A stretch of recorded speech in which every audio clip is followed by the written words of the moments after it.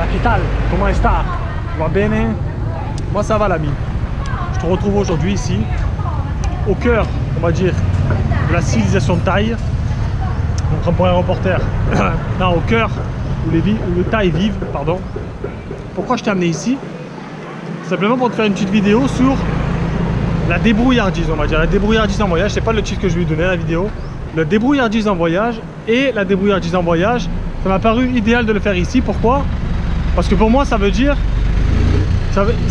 vivre au milieu des locaux quelque part, ça en fait partie, voilà, ça que je voulais dire. C'est-à-dire que voilà, la première chose à faire, je pense, en voyageant, c'est de s'imprégner de l'atmosphère qu'il y a en fait, vous voyez. Ça veut dire que vous arrivez dans n'importe quel pays que ce soit, moi je suis ici aujourd'hui.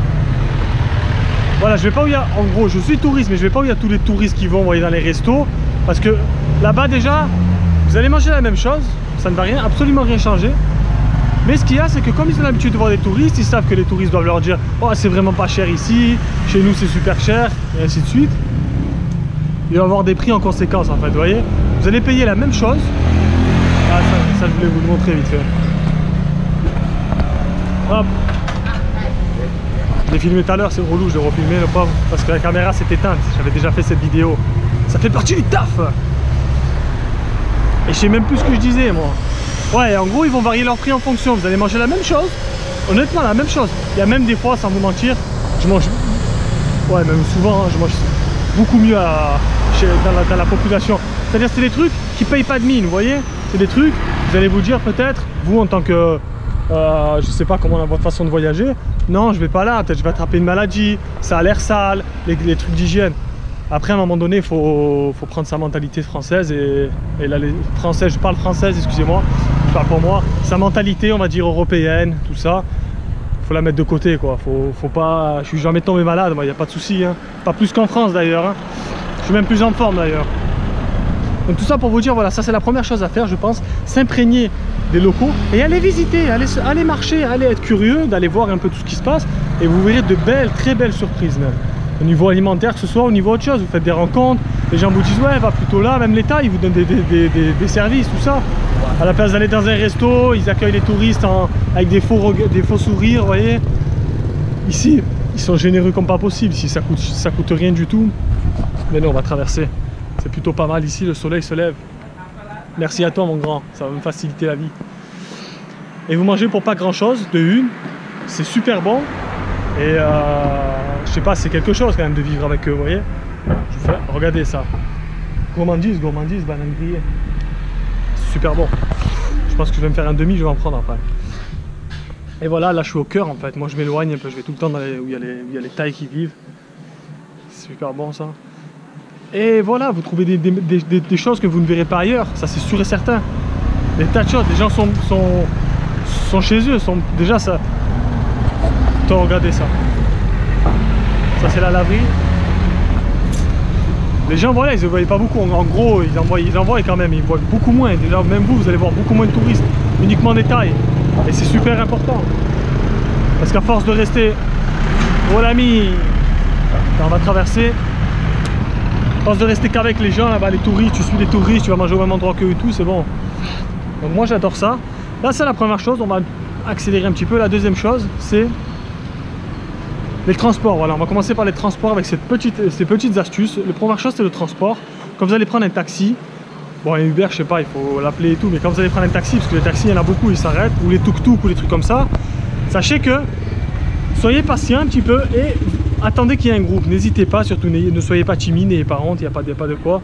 Attendez qu'il y ait un groupe avec vous, c'est-à-dire que en fait ici comme ça marche, il y a beaucoup, ils s'arrêtent beaucoup et si vous voulez c'est des taxis. Et il prend plusieurs personnes à la fois, vous voyez. Il ne va pas prendre qu'une personne et vous amener proprement, genre je suis occupé, non, ça marche pas comme ça. Donc c'est pour ça, souvent les gens vont au même endroit, ils vont visiter les mêmes temples, vont faire les mêmes activités, vous voyez. Donc demandez aux gens où ils vont, si c'est sur la route, tout ça, et vous mettez avec eux. Parce que je vous explique, si vous négociez le prix en gros avec eux, lui il va pas faire payer par tête. Il va vous dire voilà, je vous amène tous, c'est pareil, ça va être 150 bahts pour aller dans ce temple, d'accord? Alors que si vous êtes séparés, il va leur dire 150 bahts à eux, vous demandez après, il va vous dire 150 bahts à vous aussi. Alors il vaut mieux payer 150 bahts, vous êtes en groupe, vous partagez ça, ça vous fait une super économie, non? La deuxième astuce, elle est super simple, c'est qu'on nous a donné des guiboles, il faut les utiliser. Ça c'est la facilité. Moi, maintenant ça me fait plus peur quand je vois sur le GPS marqué 6, 7 km, même 2 heures de marche. Il y a marqué 2 heures des fois. Le temps passe. Pourquoi être pressé de toute façon? On a le temps, hein. On a tout le temps de vivre, hein. Tout le temps pressé dans la vie. Mais pressé pour arriver où à la fin? On se le demande. Donc voilà, ça c'est la petite astuce pour tout ce qui était transport. Non, la transport, on a oublié une autre astuce. Les trains, les avions, je sais pas, mais plutôt les trains, les cars. Si vous avez des longs trajets à faire, style au-dessus de 5 heures, on va dire, même 4 heures, hein, si vous voulez, vous privilégiez le soir. Toujours le soir. Ça vous permet de dormir dans le car et ça vous fait gagner une nuit d'hôtel. C'est plutôt pas mal comme idée. Donc voilà, ça c'était la petite astuce pour le transport. Maintenant, on va passer... Si tu veux voyager vraiment pas cher, c'est-à-dire pratiquement gratuit, on va dire, tout dépend de ton cas. Il y a plusieurs cas, bien évidemment, je m'adresse aux gens que ça intéresse. Il y a des gens qui voyagent qui ne comprennent pas du tout quand je leur dis qu'on peut voyager avec pas grand-chose. Mais il y a des gens que ça intéresse énormément. Donc vous avez le couchsurfing, excusez mon anglais, couchsurfing. Ça veut dire canapé, je sais pas quoi. Et en gros, ça veut dire, vous inscrivez ce couchsurfing et c'est dans le monde entier. Et vous pouvez dormir chez les gens. Alors ça peut être chez l'habitant, ça peut être chez des expatriés, ça peut être quoi que ce soit. Et je pense, je ne l'ai pas encore fait, ça doit être une bonne expérience quand même. Tout dépend sur qui tu tombes. Moi personnellement, j'aime bien avoir mon... Même si c'est pas chez moi, mais voilà, j'ai mon hôtel, je sais que c'est moi, je fais un peu ce que je veux. Je ne me sentirai pas 100% à l'aise dès le début chez une personne, vous voyez. Si j'ai faim, je peux pas me servir. Vous voyez ce que je veux dire? C'est juste un peu pour ça, moi, que j'ai pas envisagé ça. Mais c'est à faire, pourquoi pas chez les locaux plutôt, moi je le ferais plutôt chez les locaux, parce que ça doit être vraiment sacrément une belle expérience.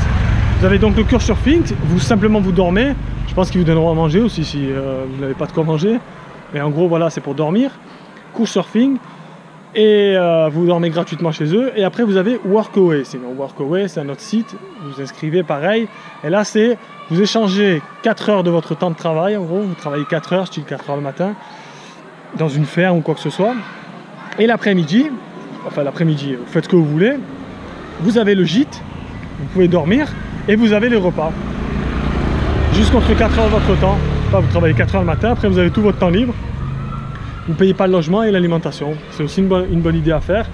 Mis à part ces deux sites, discutez quand même avec les gens, parce que il se peut que vous soyez dans un pays, demandez s'ils ont besoin d'aide et tout. Souvent les gens ils vont pas vous demander un certificat de travail, un visa de travail.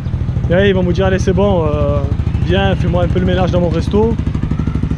Et on s'arrange comme ça, et vous pouvez travailler quoi. Vous pouvez vous débrouiller, mais il faut y aller, il faut aller chercher tout ça. Voilà pour ce qui était ces astuces. Après vous avez l'astuce en fait, pour économiser un petit peu. Vous avez le sac à dos, je vous conseille de ne pas le prendre trop gros. On a tendance souvent à charger, ça ne sert absolument à rien. Moi j'ai pris 40 litres, ça me va amplement. Peut-être rajouter 5 ou 10 litres, ouais, allez, on va dire 50 litres. Prenez pas un gros sac, déjà ça vous fera économiser pour le voyage dans l'avion en soute. Ça vous fera, dès que vous ferez des distances en marche, ça vous fera moins mal au dos. Et je sais pas pourquoi j'ai mis la caméra en bas. Parce que j'ai mal au bras. Et ça vous évitera en soute aussi d'avoir des problèmes de bagages, des oublis, des trucs comme ça. Et ça peut vous faire galérer plus que vous ne le croyez. Voilà pour ces petites astuces. Après, ce que je vous conseille aussi de faire, pour tout ce qui est alimentation, vous achetez toujours un petit sac de riz, quelque chose avec vous. On sait jamais, les moments de galère ça arrive. Un sac de riz, peut-être un peu d'ail, des condiments, des trucs un peu pour que ça parfume. Et de temps en temps, il y a des guest house où... Bon, on va faire demi-tour parce que là-bas il y a la rue. Il y a des guest house où il y a des cuisines. Vous pouvez cuisiner tout ça dedans, donc de temps en temps, si vous n'avez pas à manger du riz, ça fait toujours plaisir. Et ça dépanne. Vous achetez quelques légumes au marché, ça vous fait un bon petit repas, non?